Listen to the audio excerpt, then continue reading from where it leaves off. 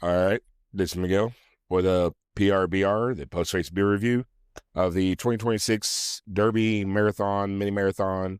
There's a relay involved and a 5K the day before, but I didn't get to participate in that, but I had friends who did. So we're going to, most of my PRBRs is just me and a beer and people out in listener land. However, today I'm going to bring a few other guests in just to give a brief summary of our day and how our experiences went. Most of the experiences experienced the same weather. That's just how it goes when, three people are out at the same time. If you don't realize that, I don't know how to help you. But either how, went out. Expo was nice.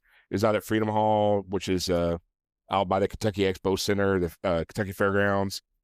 Fairly easy to get to. They had free parking if you had the QR code with you. Picked up my bib, picked up my shirt. They had a nice expo as normal. Got to the hotel, checked in, had some dinner at a nice little spot called O'Shea's. I had a Reuben, macaroni and cheese. Macaroni and cheese was pretty dope. Reuben was pretty solid. I think I just had water last night, which is odd for me. I had 3 beers earlier in the day, so I had to hydrate. I mean, come on, got to be responsible somewhat. Race started. It was humid as all get out. There's about 98% humidity. The cloud cover, it was ceilings at 700 feet, maybe 800 feet above ground level. So that was a challenge as far as humidity goes. Temps were around 65, 68 degrees. So it's just you're dealt the weather you're given.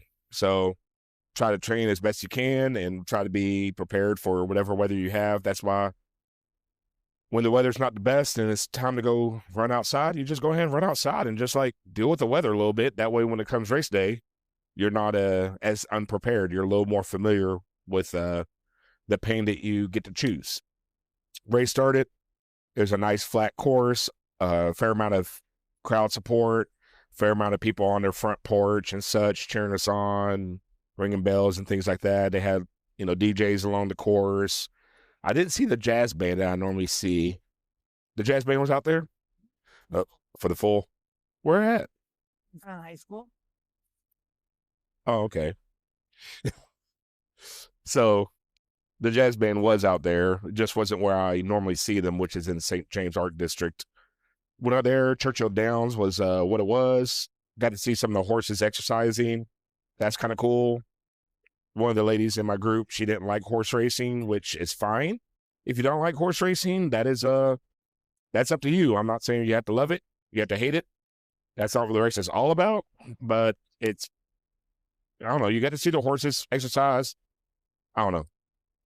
Came back in from Churchill Downs, went all the way to the finish. It was fairly flat the rest of the way. It's not really a hilly course for the half. The finish is close to the original finish. It's by the AAA baseball park, the Louisville Bats. They're the AAA affiliate of the Cincinnati Reds. Indianapolis is the affiliate of the Pittsburgh Pirates.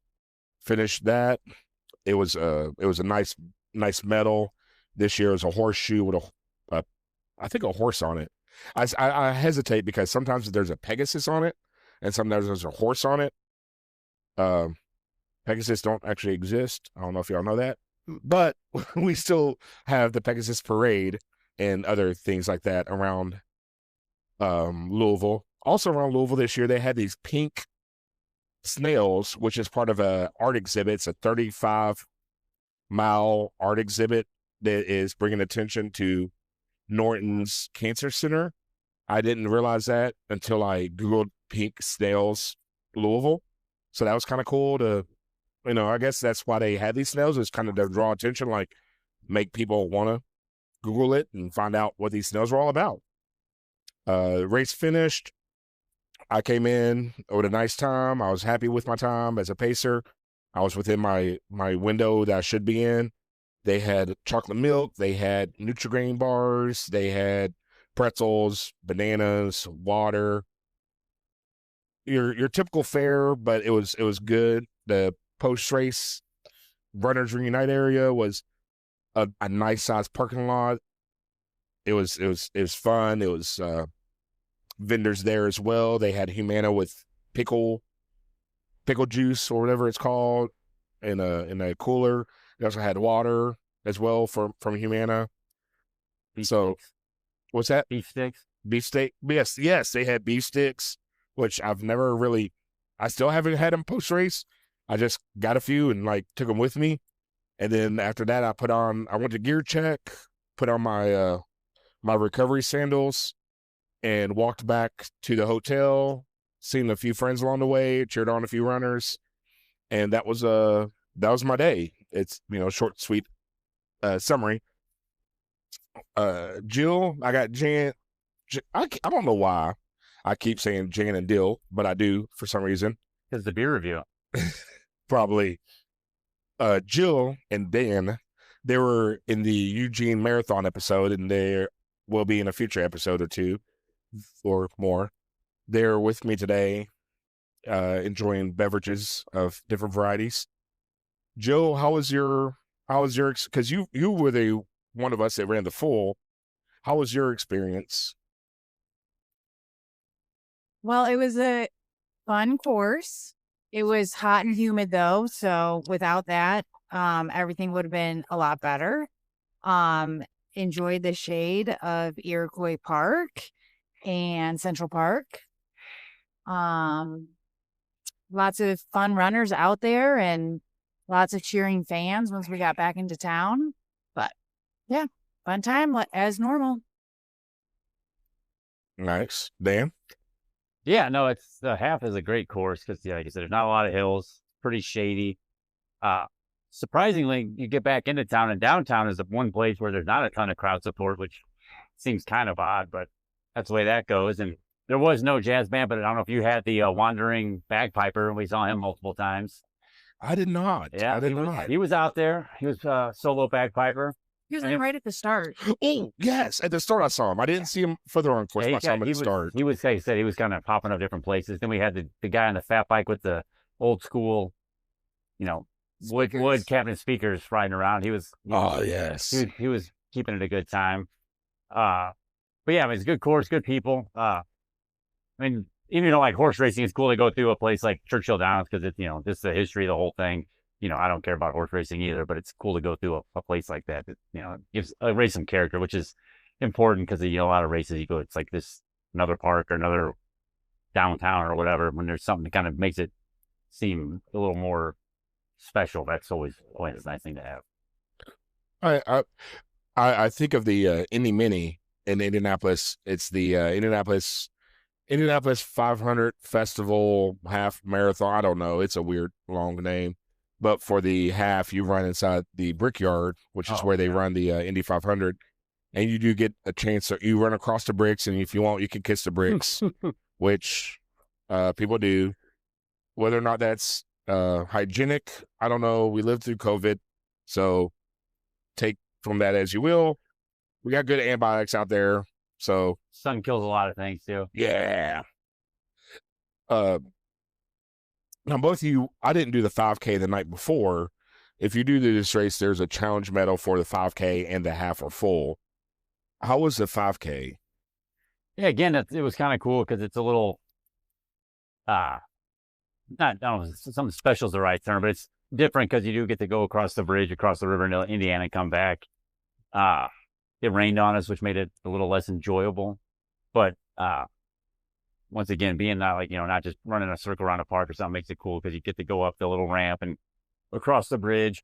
And unlike a lot of bridges, the bridge itself is flat. Now the ramps on both sides, not so flat. So it was kind of a slow 5K actually. But as far as like something different, if the weather was nice, it would be it'd be a cool 5K just because of that, the interesting part of going over the bridge and back.